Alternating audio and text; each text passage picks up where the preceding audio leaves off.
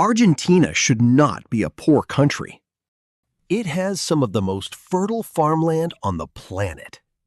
It sits on massive reserves of lithium, the metal that powers every electric car and every phone battery on Earth. It has oil, natural gas, and enough wind and sun to power half a continent. 100 years ago, Argentina was richer than France, richer than Germany. People in Paris used to say, as rich as an Argentine, the way we might say, as rich as an oil sheik today. And yet here we are, in 2026, watching Argentina do something almost no other country in history has managed to do. Fail, recover, and fail again, over and over for nearly a century. This isn't a story about bad luck. It's a story about a country that keeps making the same mistake in different costumes, decade after decade. And by the end of this video, you'll understand exactly why Argentina's economy simply refuses to die, and refuses to truly live either.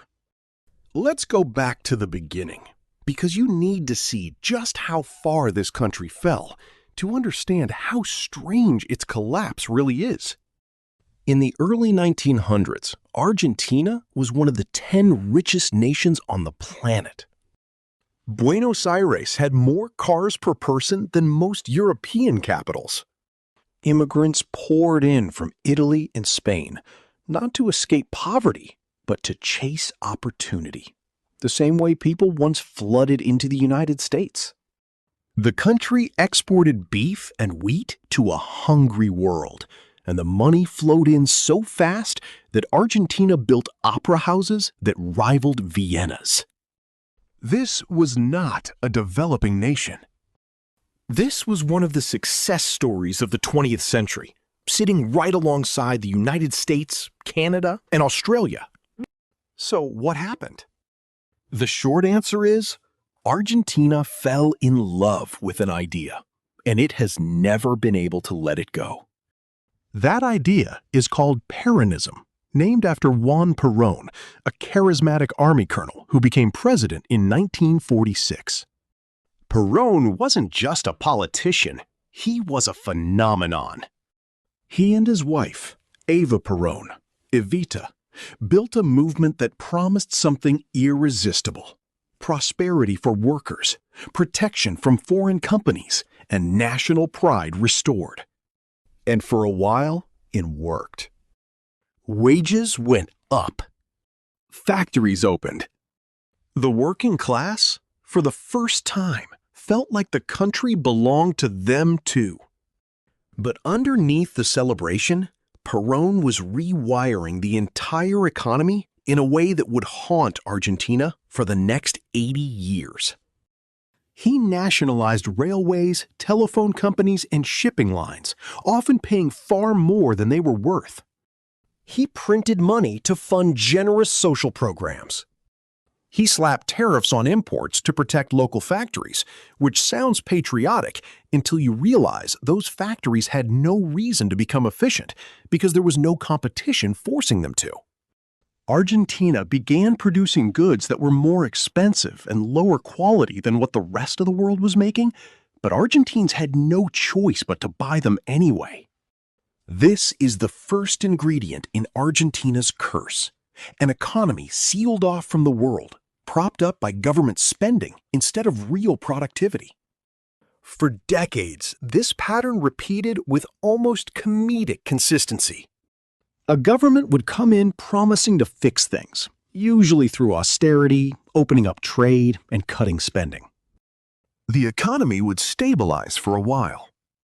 Then, a populist would rise, promising to undo the cruel reforms and bring back growth for the people. Spending would explode again. Inflation would return. And the cycle would reset. Argentina has defaulted on its debt 9 times since gaining independence, more than almost any country on Earth. To put that in perspective, Most countries default once, maybe twice in their entire history, and it's treated as a national catastrophe. Argentina treats it almost like a recurring appointment. Now, let's talk about the disease that actually killed the golden years: inflation. Not the mild inflation you might have felt at the grocery store recently. We're talking about hyperinflation, the kind that makes money worthless within months. In 1989, prices in Argentina rose by over 3,000% in a single year. Imagine going to buy bread in the morning, and by the afternoon, the price has already gone up.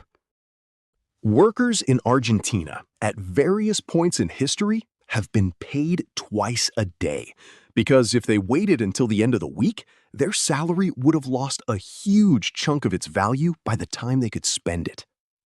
In 2023, inflation hit around 200% for the year. People don't save money in pesos in Argentina.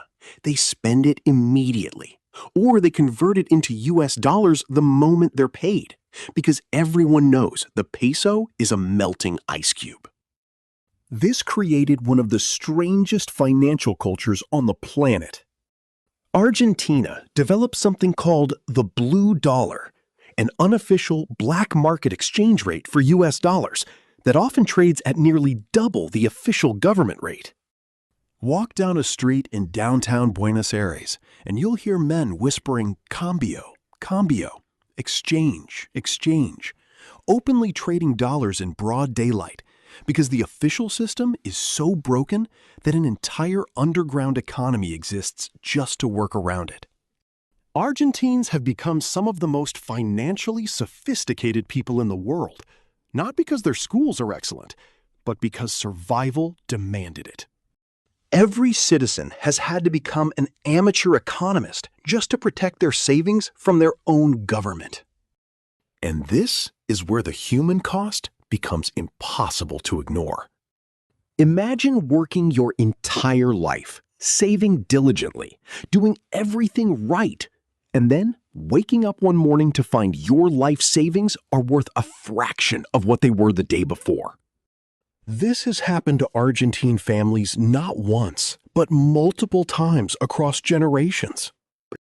Grandparents who survived one currency collapse watched their children survive another, and now their grandchildren are living through a third. There's a phrase you'll hear in Argentina: no hay plata. There's no money. It's said with a kind of dark humor, the exhausted laugh of a people who have simply run out of ways to be shocked by their own economy. Poverty in Argentina today sits at levels that would have been unthinkable a century ago, hovering around 40% of the population at various points in recent years, in a country with some of the richest soil and largest energy reserves on the planet. This is the paradox that makes Argentina's story so haunting. This isn't Somalia or Yemen, nations without resources, torn by decades of war. Argentina has everything a country needs to be wealthy. It simply cannot stop sabotaging itself. So what's happening now? In 2023, Argentina elected a radically different kind of leader, Javier Milei, an eccentric economist known for wielding a chainsaw at rallies as a symbol of the cuts he intended to make to government spending. Milei declared war on what he calls the political caste, slashed government ministries, devalued the currency dramatically in one shock move, and cut subsidies that Argentines had depended on for generations. Inflation has started to slow. Some economic indicators have improved. But the pain has been brutal. Pensions have shrunk in real terms, public sector workers have lost their jobs, and poverty initially spiked even higher before beginning to ease. Argentina is once again betting everything on a single dramatic experiment, hoping this time will be different, the way it has hoped a dozen times before. And that's really the deepest truth about Argentina's economy. It doesn't refuse to die because it's resilient in a heroic sense. It refuses to die because it keeps getting resurrected by increasingly desperate, increasingly extreme experiments, only to relapse into the same disease of overspending, money printing, and populist promises a few years later. Argentina is trapped in a loop most countries broke free from decades ago, the loop of choosing short-term comfort over long-term stability again and again, no matter which party is in charge. Whether Milei's shock therapy finally breaks that cycle, or whether Argentina slides back into the same pattern that has defined it since Perón first took power, is something only the next few years will reveal. But one thing is certain. Argentina remains one of the greatest economic mysteries on Earth, a nation with everything it needs to be rich and a 100-year habit of finding new ways to stay poor. If you want to understand what happens when a country can't quit repeating its own worst mistakes, you don't need a history book. You just need to watch Argentina.